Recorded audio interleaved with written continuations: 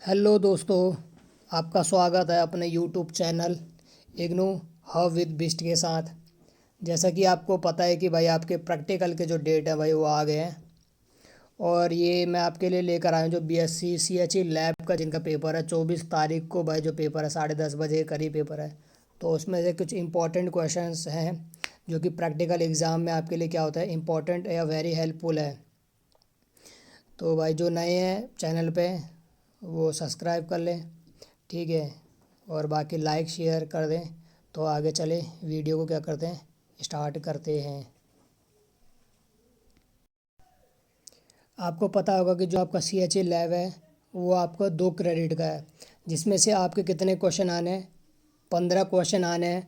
उसमें से आपको 10 क्वेश्चन क्या करने हैं, कंपलसरी है। तो इसका मतलब मान के चलो कि उसमें आपके सी एच ई लैब में चार मतलब टाइप है जिनको आपको पढ़ना है। उनमें से आपको 10 10 क्वेश्चन ऐसे करने हैं जो मेन होंगे, ठीक है। तो यानी जो प्रैक्टिकल से रिलेटेड होंगे। तो ये चीज़ है। तो पहले क्वेश्चन जैसे करते हैं कि what are the rule of titrimetric analysis, कि टाइट्रोमेटिक एनालिसिस के लिए क्या क्या चीज़ें ज़रूरी है। तो titrimetric analysis involve reliable and accurate measurement of volumes of solution, कि इसमें क्या होना चाहिए कि भाई जो सॉल्यूशन वो एक्यूरेट होना चाहिए। तो सबसे पहले जो इम्पोर्टेंट है, तो इम्पोर्टेंट तो सबसे पहले ये वाला क्वेश्चन है, ठीक है।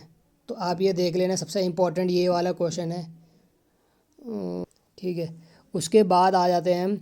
दूसरा क्वेश्चन है कि जो अपेरेटस क्या चाहिए टाइट्रोमेटिक एक्सपेरिमेंट में। तो टाइट्रिक एक्सपेरिमेंट के लिए क्या, पिपेट चाहिए, ब्यूरेट चाहिए और एक वॉल्यूमेट्रिक फ्लैश।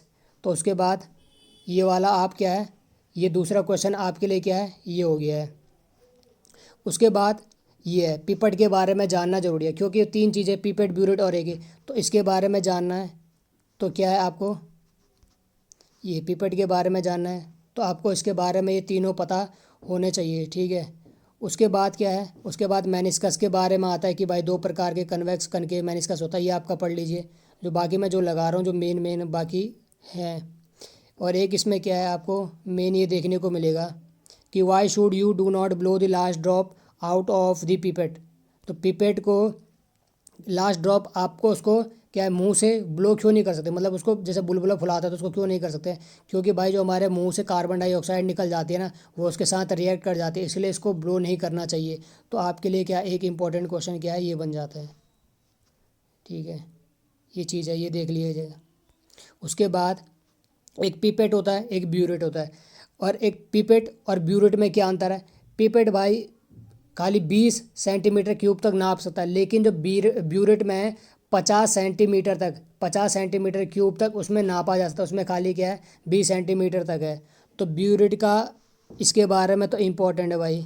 एक ब्यूरेट के बारे में देख लेना क्या क्या चीज़ें हैं। एक ये वाला इम्पोर्टेंट हो गया आपके लिए।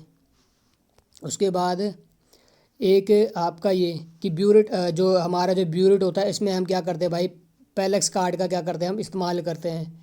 ये चीज़ कि यहाँ पर कौन सी कलर बदल देते हैं थोड़ा, ये चीज़। तो ये वाला है, ये वाली लाइन कि ब्यूरेट में यदि पैलेक्स में एरर आ जाता है तो क्या होता है, उसको हम क्या करते हैं भाई पैलेक्स कार्ड का इस्तेमाल करते हैं। अरे क्या, ये पयूस पैलेस कार्ड, तो पैलेस कार्ड का इस्तेमाल करते हैं। तो ये वाला एक ये देख लीजिएगा आप। उसके बाद वॉल्यूमेट्रिक फ्लैश का ज़्यादा कुछ नहीं है। और बाकी आप ये पढ़ लेना। उसके बाद आते हैं कॉन्सनट्रेशन। इसमें क्या है, कुछ कुछ क्या है कॉन्सनट्रेशन में आपको क्या है, एक से 2 3 क्वेश्चन देखने को मिलेंगे। क्या है कि भाई सॉल्यूट क्या होता है, सॉल्वेंट क्या होता है, मोल क्या होता है, मॉलिक्यूलर मास क्या होता है, मोलरिटी क्या होता है। एक इसमें क्या है मोलरिटी इंपॉर्टेंट है, क्योंकि सबसे जो टाइट्रेशन में क्या है मोलरिटी है। ये देखो, ये वो क्वेश्चन है जो टाइट्रोमेटिक पर्पस वी एक्सप्रेस कॉन्सनट्रेशन, कि हम कॉन्सनट्रेशन को किस में दर्शाते हैं, मोलरिटी में दिखाते हैं टाइट्रोमेटिक पर्पस के लिए। तो एक आपके लिए ये इंपॉर्टेंट हो गया, ये चीज़ हो गया। और आपका ये देख लेना। उसके बाद तो फॉर्मेलिटी है, ये तो सारे वही हैं, आपको पढ़ लेना। एक ये वाला क्वेश्चन आपका the sum of mole fraction of solute and solvent, वो क्या रहता है भाई, 1 रहता है। क्या रहता है, 1 रहता है। तो एक आप ये देख लेना, ठीक है।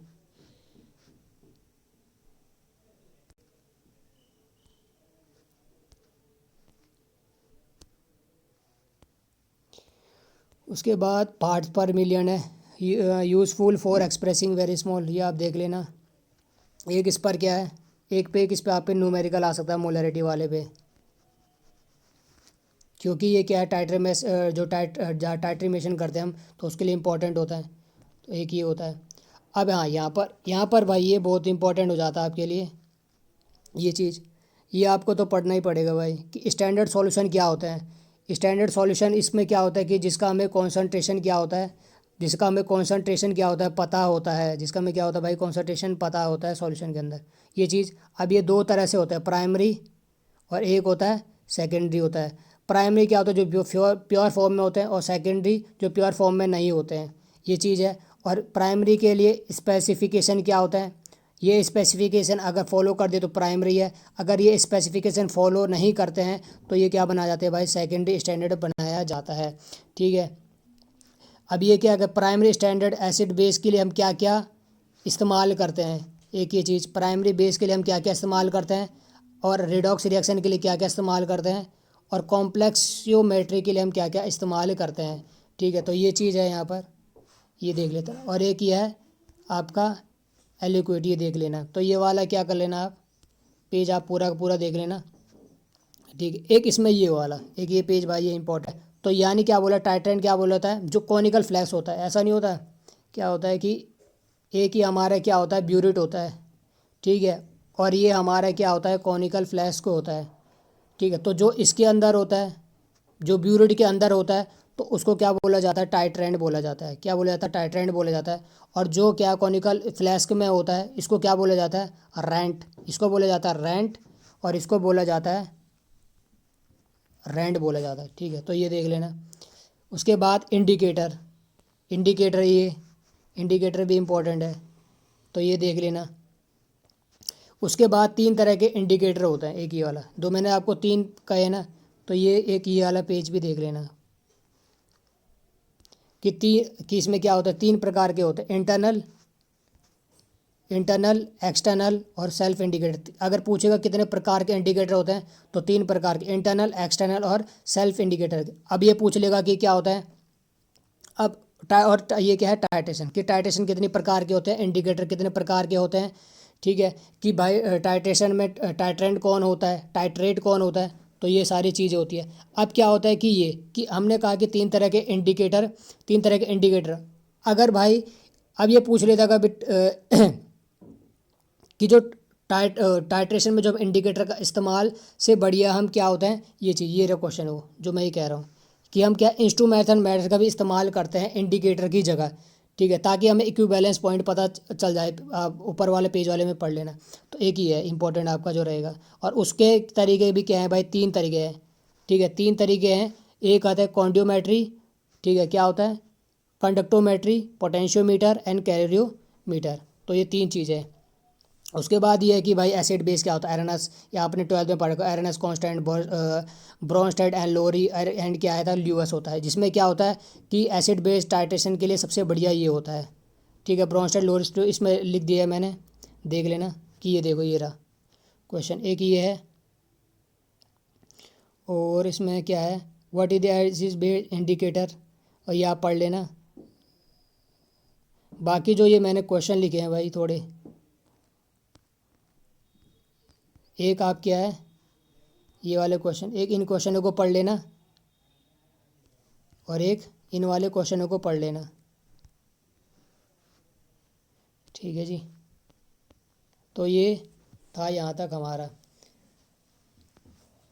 तो आप बोलोगे आपने तो सारा पढ़ा दिया भाई, कि अगर आप पूरे बुक से बढ़िया है कि एक तो मैंने आपको 3 पेज वो दिए हैं और 2 क्वेश्चन के टाइप भी हैं, क्योंकि इसमें ये नहीं है कि पूरा सिलेबस है तुम्हारा पूरा खोल के है। उसमें टाइट्रेशन है, टाइट्रेशन यानी जो मेन पूछेगा एक्सपेरिमेंट की क्या चीज़ है, क्या टाइट्रेशन क्या है, टाइट्रेंड क्या है, ये चीज़ें इंडिकेटर इसमें क्या क्या इस्तेमाल हुआ है, इक्विवेलेंस पॉइंट के लिए क्या चीज़ें इस्तेमाल हुई है, क्या क्या इक्विपमेंट्स लगे हुए हैं, जैसे कि वॉल्यू फ्लैश लगा है, ब्यूरेट लगा हुआ है तुम्हारा, और क्या लगा पिपेट लगा हुआ है, कि भाई पिपेट कितना नाप सकता है, मतलब तो उसका नापने का क्या है, तो हम ये जो पिपेट है, जो पिपेट है ज़्यादातर क्या कहाँ तक होता है भाई 20 सेंटीमीटर क्यूब तक क्या है नाप सकता है, जो मिनिमम नापने की ये है। ठीक है, ये चीज़ यहाँ पर ये हो गया। ब्यूरिड क्या होता है? ब्यूरिड भाई उसकी जो कैपेसिटी होती है नापने की कितनी होती है, तो ब्यूरिड की कितनी होती है, 50 सेंटीमीटर क्यूब तक होती है। ठीक है, तो ये चीज़ यहाँ पर होगी जो मैंने आपको दे रखा, आप पीछे देख लेना। तो ये सारी चीज़ें हैं, तो इसमें यही था इंपॉर्टेंट। इसके बाद आपका पता है कि CH3 के बाद आपका CH7 का है। ठीक है, तो इस CH7 है, CH7 के बाद आपका CH8 का लैब का है। तो इन दोनों पे भी आपकी वीडियो आ जाएगी। तो अगर वीडियो अच्छी लगी हो तो लाइक करना, शेयर कर देना। बाकी न्यू चैनल है, बस बाकी यही है। और बाकी भाई इसको एक बार देख लेना, क्योंकि आपने जब पूरा पढ़ लिया है तो एक बार इसको भी आप थ्रू अवे देख लेंगे तो आपको थोड़ा ज़्यादा एक्यूरेटली पता हो जाएगा।